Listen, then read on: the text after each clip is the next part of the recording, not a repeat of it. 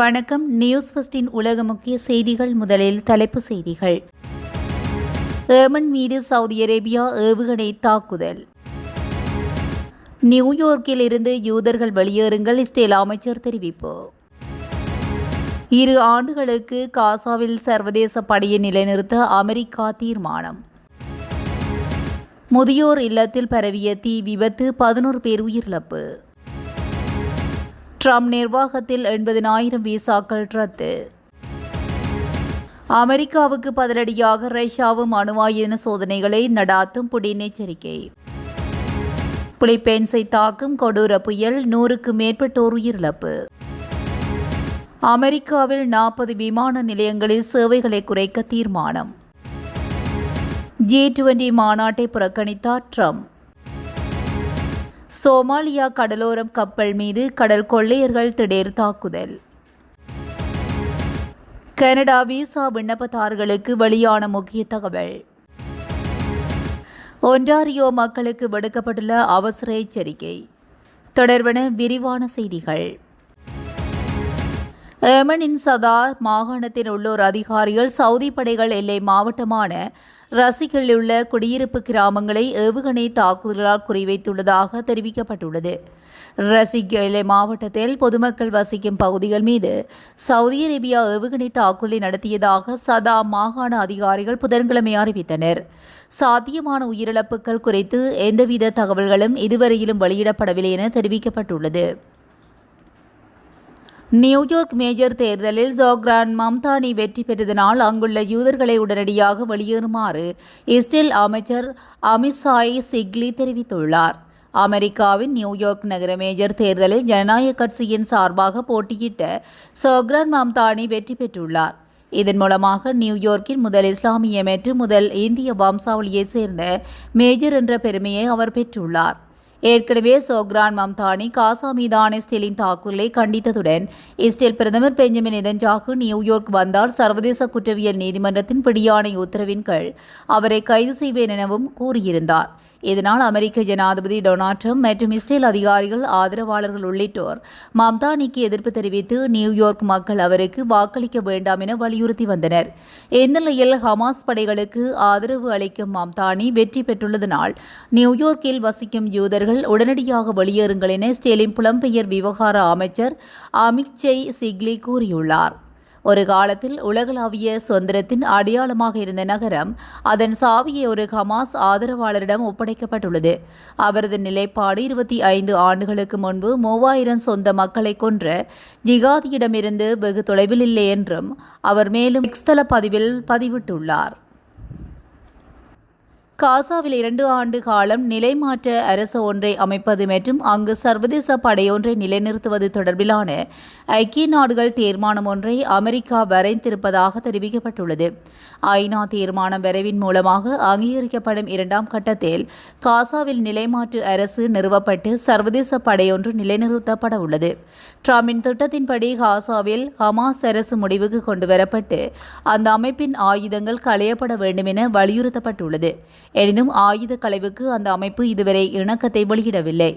எனவே எகிப்து மற்றும் இஸ்ரேலுடன் நெருக்கமான ஆலோசனையின் பேரில் திட்டம் மற்றும் படைகள் குறித்த விரிவான ஒப்பந்தங்கள் எட்டப்பட்ட பின் இந்த சர்வதேச படை நிலைநிறுத்தப்படும் என்று இந்த தீர்மானத்தில் குறிப்பிடப்பட்டுள்ளது. எனினும் காசாவுக்கு அமெரிக்க படைகளை அனுப்புவதையும் ட்ரம்ப் நிர்வாகம் ஏற்கனவே நிராகரித்துள்ளது.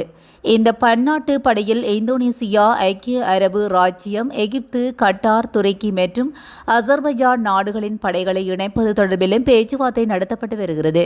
எனினும் நிலைநிறுத்தப்படும் அரபு மற்றும் சர்வதேச படைகள் தொடர்பில் இன்னும் உறுதி செய்யப்படவில்லை. துருக்கி படையை காசாவில் நிலைநிறுத்துவதற்கு இஸ்ரேல் எதிர்ப்பை வெளியிட்டு வருகின்றமை குறிப்பிடத்தக்கது. தென்கிழக்கு ஐரோப்பிய நாடான போஸ்னியா ஹெர்சகோவினாவில் உள்ள முதியோர் இல்லத்தில் ஏற்பட்ட தீ விபத்தில் உடல் கருகி 11 பேர் பரிதாபமாக உயிரிழந்தனர். போஸ்னியாவின் வடகிழக்கு பகுதியில் உள்ள தொஸ்லா நகரத்தில் அமைந்துள்ள முதியோர் இல்லத்தின் 7வது தளத்தில் நேற்று முன்தினம் தீ விபத்து ஏற்பட்டது. இதில் சிக்கிக்கொண்ட வயதானவர்கள், உடல்நலம் பாதித்தவர்கள் தாங்களாக வெளியேற முடியாமல் தவித்த நிலையில் தகவல் அறிந்து சம்பவ இடத்துக்கு வந்த தீயணைப்பு வீரர்கள் விரைந்து சென்று தீயை அணைத்துள்ளனர். அதற்குள் தீ வேகமாக பரவியதனால் உடல் கருகி 11 பேர் பரிதாபமாக உயிரிழந்தனர். மீட்புப் பணியில் 10க்கும் மேற்பட்டோர் படுகாயமடைந்தனர். மின்கசிவால் தீ விபத்து நடந்திருக்கலாம் என சந்தேகிக்கப்படுகிறது. தீ விபத்து குறித்து தீவிர விசாரணை நடந்து வருகிறதாக தெரிவிக்கப்பட்டுள்ளது. அமெரிக்காவில் பெருந்தொகையான குடியேற்ற விசாக்கள் நிராகரிக்கப்பட்ட நிலையில் பலர் நாடு கடத்தப்பட்டுள்ளதாக வெளிவிவகாரங்களுக்கான பொறுப்பான சிரேஷ்ட அதிகாரி ஒருவர் தெரிவித்துள்ளார். அமெரிக்க ஜனாதிபதி டொனால்ட் ட்ரம்பின் கடுமையான குடியேற்ற கொள்கை காரணமாக இந்த பெரும் மாற்றம் ஏற்பட்டுள்ளதாக அவர் சுட்டிக்காட்டியுள்ளார்.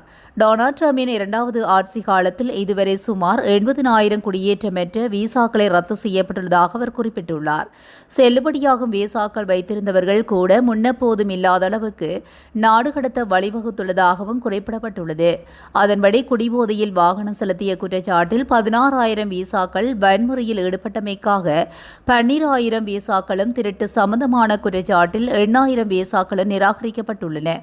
இந்த ஆண்டில் நிராகரிக்கப்பட்ட மொத்த விசாக்களில் இந்த 3 குற்றச்சாட்டுகளின் அடிப்படையில் ரத்து செய்யப்பட்ட விசாக்கள் அதிக எண்ணிக்கையில் உள்ளதாக குறித்த அதிகாரி சுட்டிக்காட்டியுள்ளார். அமெரிக்காவுக்கு பதிலடியாக ரஷ்யாவும் அணு ஆயுத சோதனைகளை நடத்தும் என ரஷ்ய ஜனாதிபதி புடின் எச்சரிக்கை விடுத்துள்ளார். எந்த நாட்டிடமும் இல்லாத வகையில் அணுசக்தியில் இயங்கும் பிரேவெஸ்டனிக் ஏவுகணையை வெற்றிகரமாக சோதித்து பார்த்ததாக புடின் கடந்த மாதம் 26ஆம் தேதி அறிவித்திருந்தார். இந்த சோதனைகள் மூலமாக அணுவாயுத போட்டியில் அமெரிக்காவை ரஷ்யா வெகுவாக முந்திவிட்டதாக கூறப்பட்டது.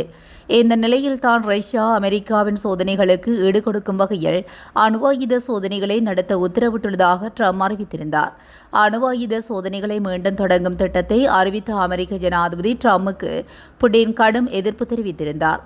அதன் தொடர்ச்சியாக தாங்களும் அணுவாயுத சோதனைகளை நடத்துவதற்கு ஆயத்தமாகும் வகையில் அதற்கான செயல் திட்டங்களை சமர்ப்பிக்குமாறு அதிகாரிகளுக்கு புடின் தற்போது உத்தரவிட்டுள்ளார். பிலிப்பைன்ஸை தாக்கிய கல்மேகி புயலுக்குள் சிக்கி 114க்கும் மேற்பட்டோர் உயிரிழந்துள்ளதாக நாட்டு ஊடகங்கள் செய்தி வெளியிட்டுள்ளன. நேற்று உருவான இந்த புயல் இந்த ஆண்டு மத்திய பிலிப்பைன்ஸை தாக்கிய மிக வலிமையான புயல் என்று அந்நாட்டு ஊடகங்கள் தெரிவிக்கின்றன. கல்மேகி என்ற புயல் அப்பகுதியில் அதிக மக்கள் தொகை கொண்ட தீவான செபுன் நகரை வெள்ளத்தில் மூழ்கடித்துள்ளது. இதனால் 71 பேர் உயிரிழந்துள்ளதாகவும் 127 பேர் காணாமற் போயுள்ளதாகவும் 82 பேர் காயமடைந்துள்ளனர். பெரும்பாலான இறப்புகள் நீரில் மூழ்கியதனால் ஏற்பட்டதாக தெரிவிக்கப்பட்டுள்ளது. இந்த புயல் இன்று காலை பிலிப்பைன்ஸை விட்டு வெளியேறி மத்திய வியட்நாமை நோக்கி நகர்ந்து வருவதாக கூறப்படுகிறது. இந்த சூறாவளி காரணமாக தாய்லாந்தில் திடீர் வெள்ளம் மற்றும் நிலச்சரிவுகள் ஏற்பட வாய்ப்புள்ளதாகவும் அதிகாரிகள் எச்சரித்துள்ளனர். அமெரிக்காவின் அரசாங்கத்தின் பணி நிறுத்தங்கள் காரணமாக சுமார் 40 விமான நிலையங்களின் சேவை குறைக்கப்படும் என போக்குவரத்து செயலாளர் சீன் டஃபீத் எச்சரித்துள்ளார். விமான போக்குவரத்து கட்டுப்பாட்டாளர்கள் சோர்வு குறித்து முறைப்பாடு அளித்துள்ளதனால் மேற்படி நடவடிக்கை எடுக்கப்பட்டுள்ளதாக தெரிவிக்கப்படுகிறது. ஏறக்குறைய ஒரு நாளைக்கு 3,500 முதல் 4,000 விமானங்கள் ரத்து அல்லது தாமதமடையும் என தெரிவிக்கப்பட்டுள்ளது. அமெரிக்காவில் செலவின சட்டம் மூலம் நிறைவேற்றப்படாத நிலையில் கருவூலத்துறைக்கான நிதியை அளிப்பதில் சிக்கல் ஏற்பட்டுள்ளது. இந்நிலையில் 1.4 மில்லியன் ஊழியர்கள் சம்பளமின்றி பணிபுரிய வேண்டிய கட்டாயத்தில் உள்ளதாகவும் இதன் காரணமாக பல தொழிலாளர்கள் வேலையை விட்டு விலகியுள்ளதாக தெரிவிக்கப்படுகிறது. எஞ்சிய சொற்ப ஊழியர்களை கொண்டு நாளாந்த வேலைகளை செய்ய வேண்டிய நிலை இருப்பதாகவும் அவர்களுக்கு 1 மாத காலமாக ஊதியம் வழங்கப்படவில்லை எனவும் பெடரல் ஏவியேஷன் அட்மினிஸ்ட்ரேஷன் தலைவர் தெரிவித்துள்ளார். நீண்ட நேரம் உழைப்பதன் காரணமாக தொழிலாளர்கள் சோர்வடைந்துள்ளதாக தெரிவித்த அவர் 10% சேவைகளை குறைக்க நடவடிக்கை எடுக்கப்பட்டுள்ளதாக அவர் மேலும் கூறியுள்ளார். ஜோகன்ஸ்பர்க் நகரில் நடைபெறவுள்ள G20 உச்சி மாநாட்டில் பங்கேற்கப் போவதில்லை என அமெரிக்க ஜனாதிபதி டொனால்ட் ட்ரம்ப் தெரிவித்துள்ளார். மாநாட்டை புறக்கணிப்பதாக அறிவித்ததுடன் G20 தலைமை பதவியில் இருக்கும் தென்னாப்பிரிக்காவை அவர் கடுமையாக விமர்சித்துள்ளார். மியாமியில் நடைபெற்ற அமெரிக்காவின் வணிக மன்றத்தில் பேசிய ட்ரம்ப் இதனை குறிப்பிட்டுள்ளார். சுழற்சி முறையில் தற்போது G20 தலைமை பதவி வகிக்கும் தென்னாப்பிரிக்கா அந்த குழுவின் உறுப்பினராக கூட இருக்க தகுதியற்றது என விமர்சித்துள்ளார். தென்னாப்பிரிக்காவில் வெள்ளையர்கள் இனப்படுகொலை செய்யப்படுவதாக குற்றம் சாட்டிய ட்ரம்ப் இது தொடர்பாக பலமுறை விவாதித்ததாகவும் தெரிவித்துள்ளார். தென்னாப்பிரிக்காவில் இருந்து தப்பி வரும் வெள்ளையர்களுக்கு அமெரிக்காவில் அடைக்கலம் வழங்கப்பட்டு வருவதாக அவர் மேலும் கூறியுள்ளார். சோமாலியா நாட்டில் சமீர் நாட்களாக கடற்கொள்ளையர்களின் தாக்குதல் சம்பவங்கள் அதிகரித்து காணப்படுகின்றன. இந்நிலையில் மால்டா நாட்டு கொடியுடன் கூடிய கப்பலொன்றை சோமாலியா கடற்கரையோரம் வைத்து கடற்கொள்ளையர்கள் இன்று திடீரென தாக்குதல் நடத்தியுள்ளனர். இது தொடர்பாக இங்கிலாந்து நாட்டு ராணுவத்தின் கடல்சார் வர்த்தக செயல்பாடுகளுக்கான மைய எச்சரிக்கை அறிவிப்பு ஒன்றை வெளியிட்டுள்ளது. அந்த பகுதியில் செல்லக்கூடிய கப்பல்கள் எச்சரிக்கையாக இருக்கும்படி அறிவுறுத்தப்பட்டுள்ளது. இதேபோன்று ஆம்ப்ரே என்ற தனியார் பாதுகாப்பு நிறுவனம் கூட தாக்குதல் தொடர்ந்து நடந்து வருகிறது என தெரிவிக்கப்பட்டுள்ளது. இதன்படி கப்பலை இயந்திர துப்பாக்கிகளால் சுட்டும் ராக்கெட் எறிகுண்டுகளை கொண்டு தாக்கவும் செய்த அவர்கள் பின்னர் கப்பலில் ஏறியுள்ளதாகவும் தொடர்ந்து தாக்குதல் நடந்து வருகிறதாகவும் தெரிவிக்கப்பட்டுள்ளது. கனடா அரசாங்கம் தற்காலிக குடியிருப்புக்கான மருத்துவ பரிசோதனை விதிமுறைகளை புதுப்பித்துள்ளது. 2025ஆம் ஆண்டு நவம்பர் 3ஆம் தேதி முதல் கனடா தற்காலிக குடியிருப்புக்கான விண்ணப்பதாரர்கள் எந்த நாடுகளில் வாழ்ந்திருக்கிறார்கள் அல்லது பயணித்திருக்கிறார்கள் என்பதனை அடிப்படையாக கொண்டு மருத்துவ பரிசோதனை அவசியம் என புதிய பட்டியலை வெளியிட்டுள்ளது. 6 மாதங்களுக்கு மேல் கனடாவில் தங்க விரும்பும் அனைவரும் IME என செய்ய வேண்டும். குறிப்பாக பெற்றோர் மற்றும் சூப்பர் விசா விண்ணப்பதாரர்களுக்கு இது கட்டாயம் என அறிவிக்கப்பட்டுள்ளது. IME தேவைப்படும் நாடுகளாக அர்ஜென்டினா, கொலம்பியா, உருகுவே, வெனிசுவேலா போன்ற நாடுகள் பட்டியலிடப்பட்டுள்ளன. IME தேவைப்படாத நாடுகளாக Armenia, Bosnia, Herzegovina, Iraq, Latvia, Lithuania, Taiwan போன்றன பெயரிடப்பட்டுள்ளதுடன் இந்த மாற்றங்கள் கனடாவின் பொது சுகாதார பாதுகாப்பை உறுதி செய்யும் நோக்கத்தில் மேற்கொள்ளப்பட்டுள்ளது. கனடாவின் ஒன்டாரியோ மாகாணத்தில் அண்மைய வாரங்களில் மோசடி சம்பவங்கள் அதிகரித்துள்ளதாக மாகாண போலீசார் தெரிவித்தனர். இந்த விடயம் தொடர்பில் பொதுமக்கள் மிகுந்த எச்சரிக்கையுடன் இருக்க வேண்டும் என போலீசார் கேட்டுக் கொண்டுள்ளனர். அண்மையில் நார்த் பிரே பகுதியில் வசிக்கும் ஒருவரிடமிருந்து $2,50,000 தொகை மோசடி செய்யப்பட்டது என போலீசார் தெரிவித்துள்ளனர். கடந்த சில வாரங்களில் கிரிப்டோ கரன்சி மோசடிகள், ஆன்லைன் சந்தை ஏமாற்றங்கள், காதல் மோசடிகள் மற்றும் பரிசு அட்டை மோசடிகள் தொடர்பான பல புகார்களுக்கு எங்கள் அதிகாரிகள் பதிலளித்துள்ளதாக போலீசார் தெரிவித்தனர். நார்த் பே பகுதியில் ஒருவர் 2025 ஜூலை மாதம் முதல் போலியான இணையதளம் மற்றும் கணக்கில் பணம் செலுத்தி வந்ததாகவும் அது முதலீட்டு மோசடியாக தெரியவந்துள்ளதாக போலீசார் தெரிவித்தனர். மிகவும் நூதனமான முறையில் மோசடிகள் இடம்பெறுவதாகவும் பல்வேறு வழிகளில் மக்கள் ஏமாற்றப்படுவதாகவும் எச்சரிக்கை விடுக்கப்பட்டுள்ளது. இதுபோன்ற செய்திகளை உடனுக்குடன் தெரிந்து கொள்ள நியூஸ் ஃபர்ஸ்டுடன் இணைந்திருங்கள். நன்றி, வணக்கம்.